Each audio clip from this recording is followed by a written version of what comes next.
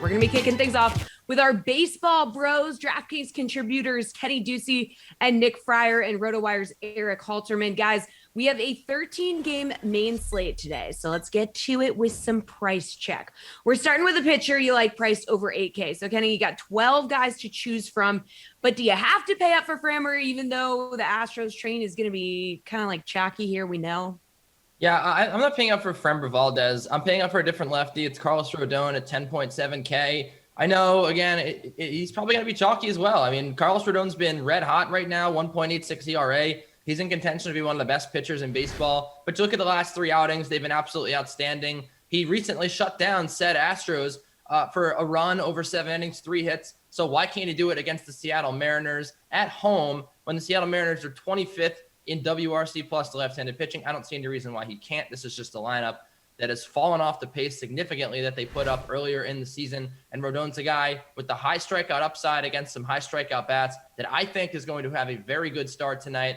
I can't take my eyes off of Carlos Rodon at 10.7K. I'm going to spend that money. I'm going to save it elsewhere. There's plenty of Yankee bats that I like that are cheap.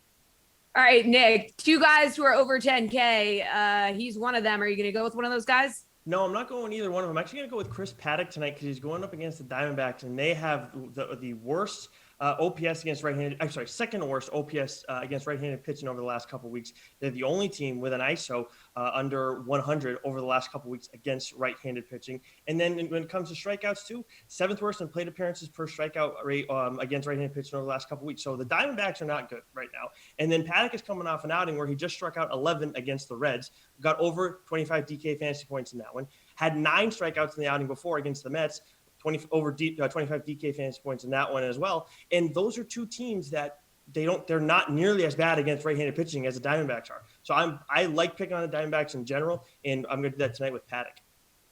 All right, Erik, where are you going? Are you going to pay up or save a little money here? Yeah, so I do like Carlos Rodon, as Kenny does, and I expect a lot of people to, which is why I'm going to go with Yusei Kikuchi against him. I think he might be less owned because, again, people are going to be on Rodon. The White Sox, they have a better lineup than the Mariners, pretty clearly, except actually lately that hasn't been true since the calendar's flipped to June. The White Sox are all the way down in 23rd by WRC+.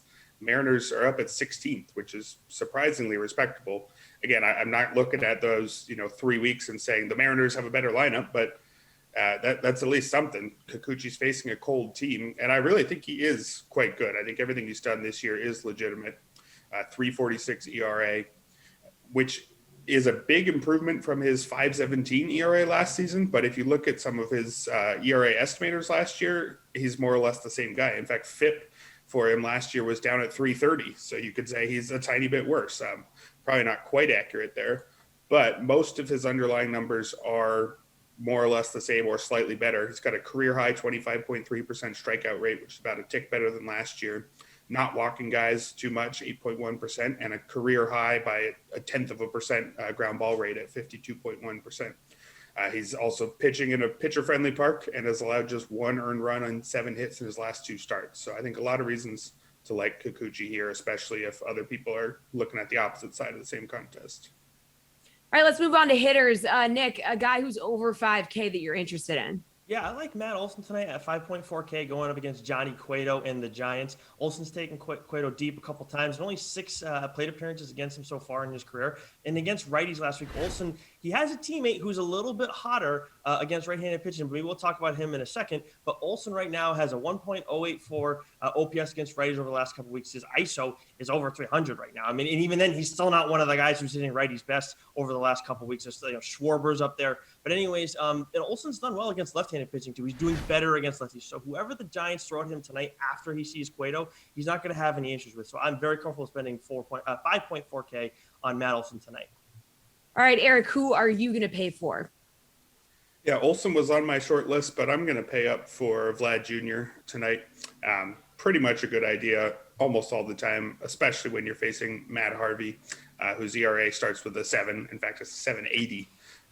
That's a little bit worse than he deserves. Most of the ERA estimators are up in the high 4s, but he's not striking guys out. He's not keeping the ball on the ground. It was fun when he had a few good starts early, but 17 runs in 10.2 innings over his last 3 starts. I think we might be close to the end of Matt Harvey starting in Baltimore. Vlad Jr., I mean, do I even need to talk about how good he is? He's third in isolated power this season at 331. The two guys ahead of him, Fernando Tatis Jr. and Shohei Ohtani, are each striking out over 28% of the time. He's striking out just 17.3% of the time. So he's making great contact and has as much power as anybody.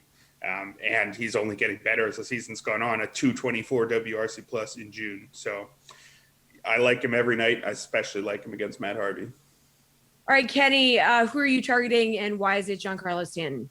Oh my goodness, it is Giancarlo Stanton. How'd you read my mind? Yes, Giancarlo Stanton at 5.3K. Well, I guess I did say the thing about the Yankees hitters that I really liked, right? Yeah, look, I just think Giancarlo Stanton here is a really good price. This guy, people forget about him. You know, back-to-back 11 DKFB games. You look at his career, right? And he's never really put the bat on the ball consistently. Much like Aaron Judge, when he's put the bat on the ball, he's done a very good job. And he hits 290 against left-handed pitching, which is a big deal here. So I think that Giancarlo Stanton against a lefty in Martin Perez that is really terrible. He doesn't profile out very well. He doesn't throw the ball very hard. He doesn't get a lot of strikeouts. You know, that is one thing that we look at with Giancarlo Stanton is what's the strikeout downside rather? Is he going to strike out 2 times and you're only going to get like 2 chances at a home run? Well, not only has he not struck out the last 2 games, Perez's strikeout rate under 20%. So I really like him to have a nice night. But if I have to throw one out of left field, I'd also say Jose Abreu at 5.1K. Just a feeling about Jose Abreu. Kikuchi, yes, okay, maybe he's had some good starts, but he still allows a lot of hard contact, and he's not striking out anybody, Abreu, against a lefty. I think he's worth a shot here. He's not trendy. He's not hitting well, but why not, right? That's just my little gut play of the day. I like it. A little extra something. All right. Well, Yeah. we're going to need to round out those lineups with a value bat. So, Erik, who do you like as a value bat pick? Yeah, I'm going to stick with those Blue Jays. I really want to get anybody in I can against Matt Harvey these days. And I'm going to go with George Springer at 3,900. There's kind of 2 categories of a good value bat. One is the guy who is normally cheap and is on a run, and the other is the guy who is normally expensive and is cold. So in theory, if you buy that he's going to bounce back, you're getting, you know, $1,000 discount or so. I think Springer is firmly in that category. Hasn't done anything this season. That's because he's only played 6 games. Missed the start of the year with an oblique, came back and played, I think, 4 games before going down with a quad strain. He's 0 for 7 in 2 games since coming back from that quad strain. So he hasn't, you know, demonstrated great health or anything. If he had even 1 hit, 2 hits, I'd be a little happier. But man, it's just 2 games.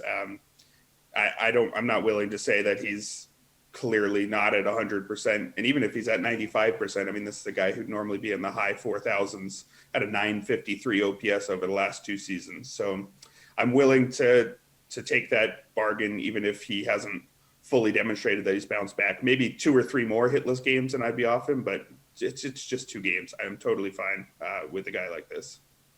Yeah, Kenny, Harvey has allowed 4 or more runs in 4 of his last 5 starts. Do you like targeting those Blue Jays bats? Yeah, I do like that call a lot. The Blue Jays, I mean, I actually like them a little bit better against lefties, but it's really hard to pick a handedness, right? No, I'm going to stick with the Yankees, though, and a guy that is so underpriced. I'm so upset. I mean, yesterday we saw Sal Perez priced over $5,000, or maybe 2 days ago. Sal Perez was priced over $5,000 against Michael King at Yankee Stadium. Gary Sanchez is $4,600. What are we doing here, people? Over the last 14 games, Gary Sanchez has averaged over 12 DraftKings fantasy points. He's homered he's homered in 2 straight. He's homered in a bundle of games since then, 6 different games. He's hit a home run.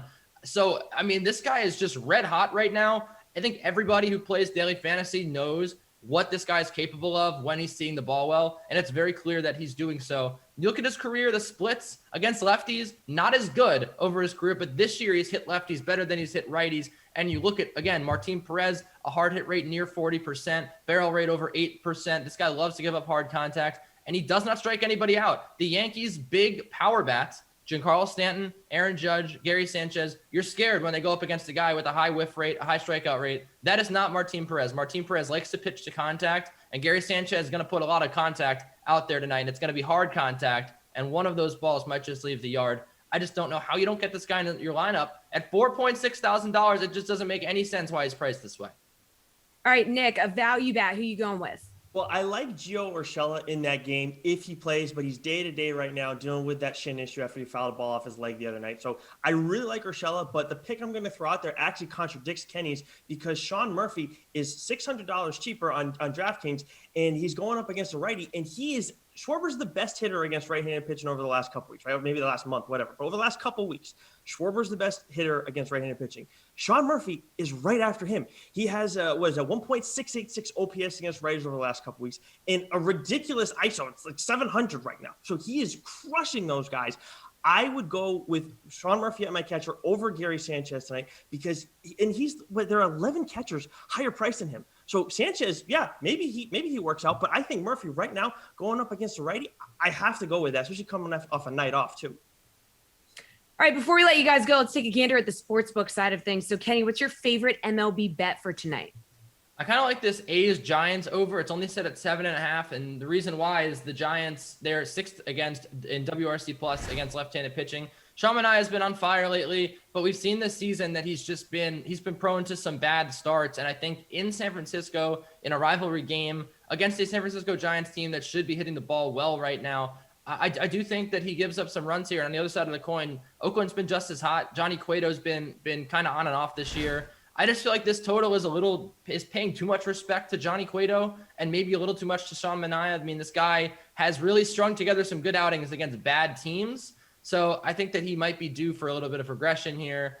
I think this game goes over. Nick, you look like you agreed with that one. What's your favorite bet? Yeah, well, I think just targeting Johnny Cueto in general is a good move right now.